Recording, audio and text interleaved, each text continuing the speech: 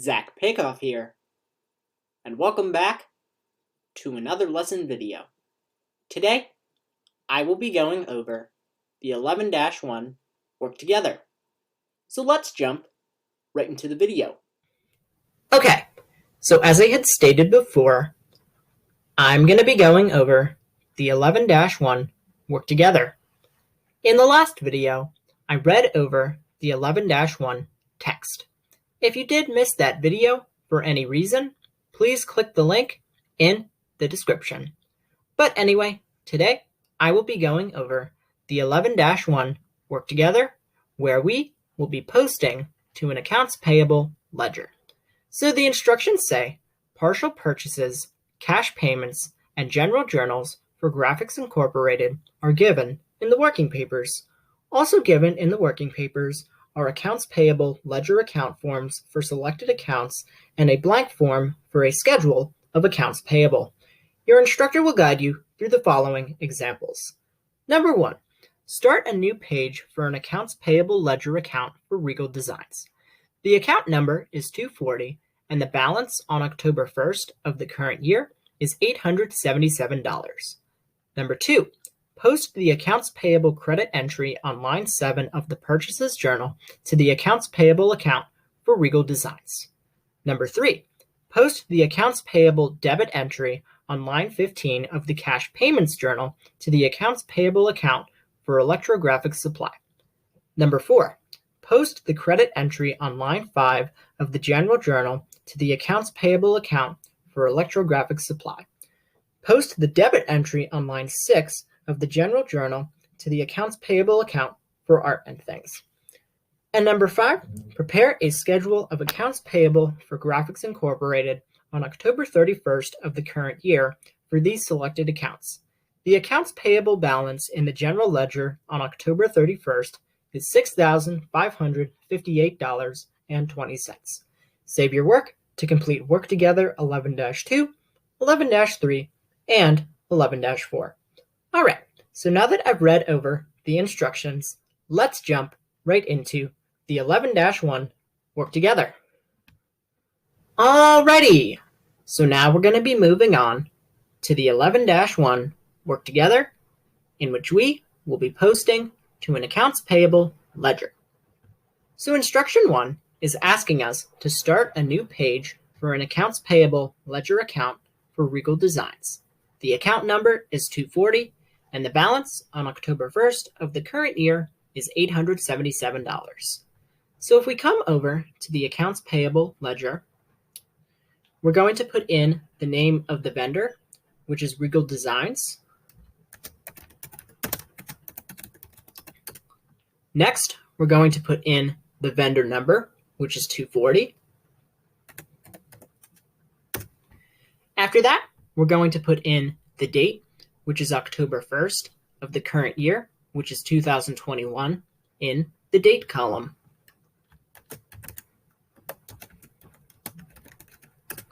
Following that, we're going to put in the word balance in the item column. Next, we're going to place a check mark in the post reference column.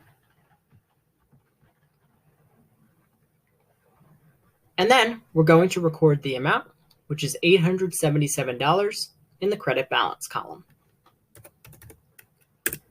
All right, so that was instruction 1. Instruction 2 is asking us to post the accounts payable credit entry on line 7 of the purchases journal to the accounts payable account for Regal Designs. So if we come back over and take a look at the purchases journal, as you can see here, we have the amount, which is $1,403.20. And we're going to be posting this amount to the accounts payable account for Regal Designs. So if we come back over to the accounts payable ledger, we're going to put in the date, which is October 19th, in the date column. We don't need to put anything in the item column. Next, we're going to put in the post reference, which is P10, because this came from page 10 of the purchases journal. And then we're going to record the amount, which is $1,403.20 in the credit column. Now, we had a previous credit balance, which was $877, and we have a credit entry, which is $1,403.20. So since we have a credit balance and a credit entry, we're going to add. So we're going to type in equals sum, select the $877, and add that to the $1,403.20. And that will give us the new balance in the Regal Designs account, which is $2,280.20.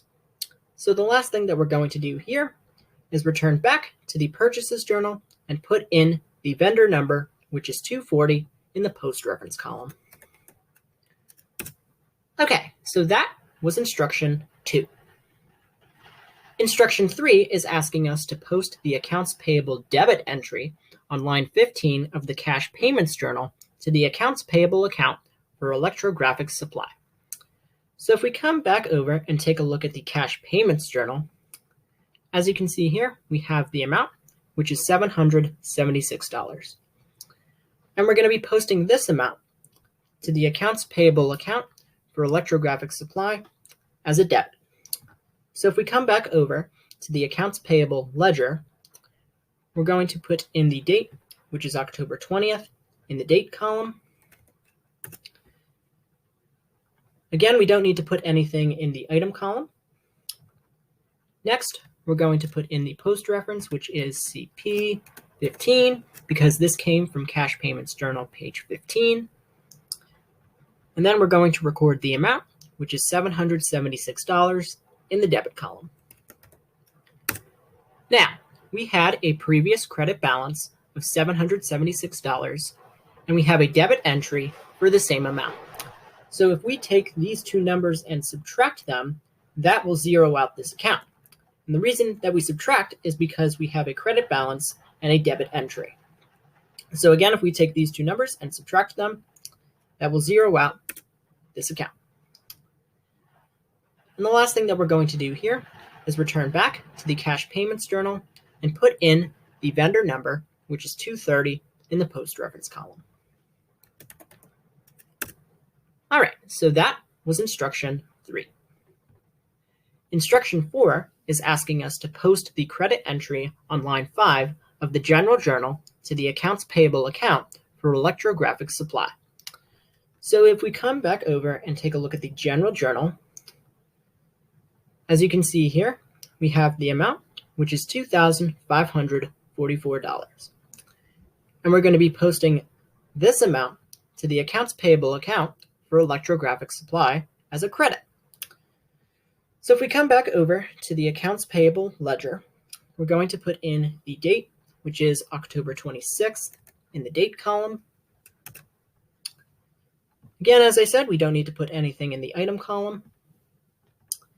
Next, we're going to put in the post reference, which is G11, because this came from page 11 of the general journal.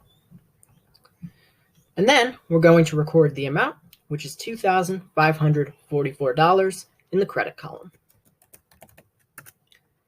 Now, we had a previous credit balance of 0, and we have a credit entry of $2,544. So since we have 2 credits, we're going to add.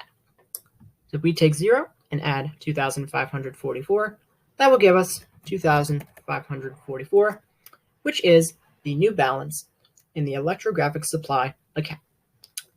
The last thing that we're going to do here is return back to the general journal and place a slash and then the vendor number, which is 230, in the post reference column. Okay, so that was instruction 4, part 1. Instruction 4, part 2 is asking us to post the debit entry on line 6 of the general journal to the accounts payable account for art and things. So if we come back and take a look at the general journal, as you can see here, we have the amount, which is $125, and we're going to be posting this amount to the accounts payable account for art and things as a debit.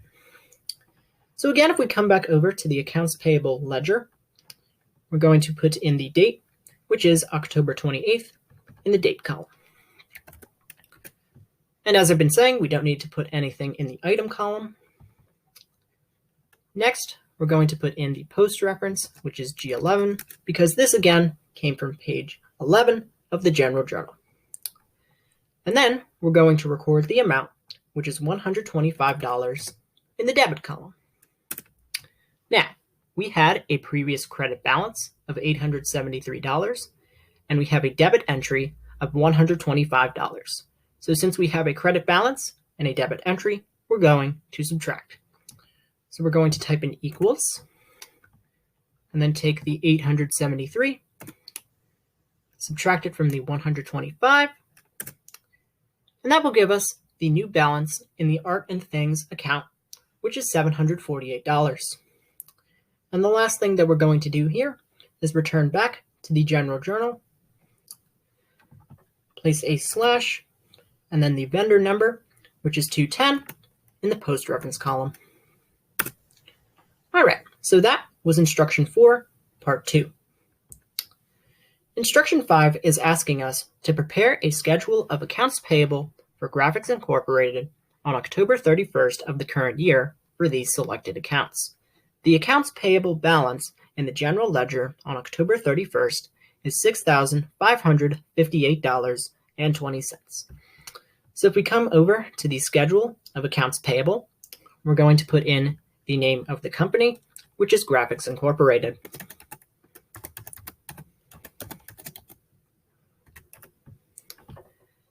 Next, we're going to put in the name of the financial statement, and this is going to be a schedule of accounts payable.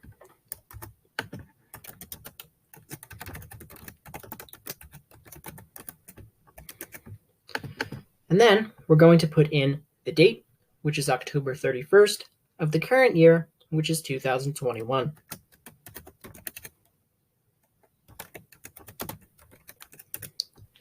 The next thing that we're going to do is we are going to list all of the vendors and the credit balance in each of the accounts.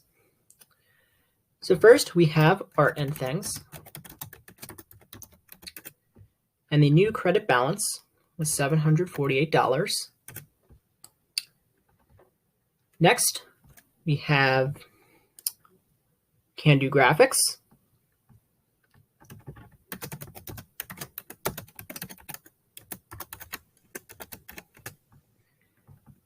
and the credit balance was $986. After that, we have Electrographic Supply,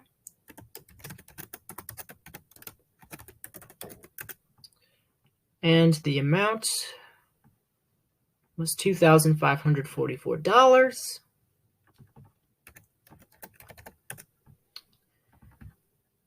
And the last vendor we have was Regal Designs,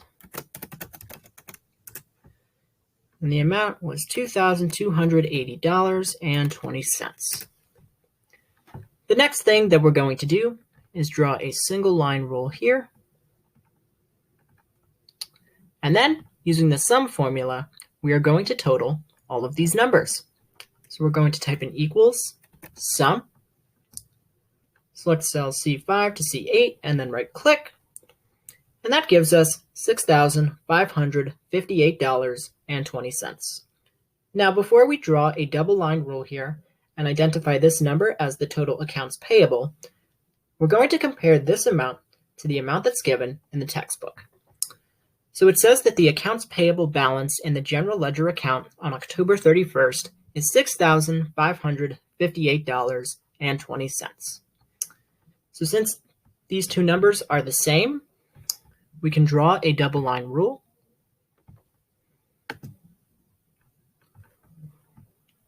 And we're going to identify this number as the total accounts payable.